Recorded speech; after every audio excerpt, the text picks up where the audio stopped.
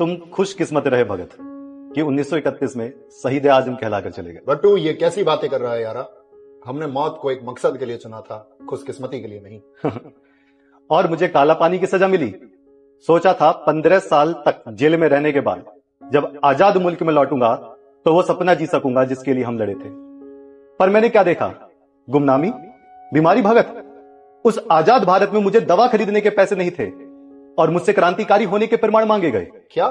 हाँ, मैं आजादी के बाद भी 18 सालों तक जिंदा रहा, यह देखने के लिए कि जिस व्यवस्था को हम बदलना चाहते थे वो बस चेहरे बदलकर और मजबूत हो गई।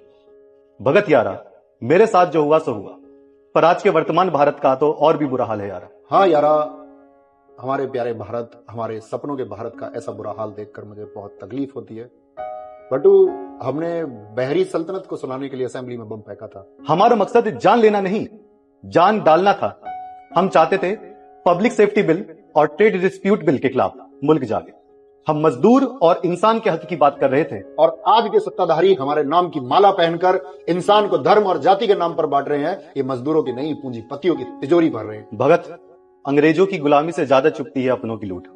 वो हमें क्रांतिकारी कहते हैं पर हमारे विचारों से डरते हैं।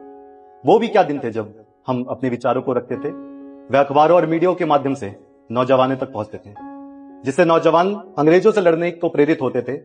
पर आज के नौजवानों का क्या ही कहना, वे व्हाट्सएप यूनिवर्सिटी की बातों को सच मानते हैं और रील्स स्क्रॉल करने में अपना वक्त जाया करते हैं। वे देशभक्त नहीं बल्कि इन्फ्लुएंसर बनने में ज्यादा इंटरेस्टेड हैं। और जो कुछ नौजवान अपने हक, जात पात, अंधभक्ति के खिलाफ लड़ते हैं, तो आज की उनकी चुनी हुई सत्ता ही उनको सड़कों पर लाठियों से पीटती है और उन्हें देशद्रोही कहती है।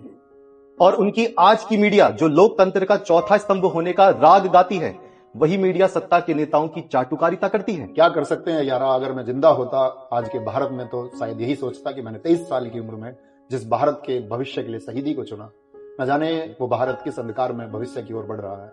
और तुमने सही कहा, ये डरते हैं हमारे विचारों से।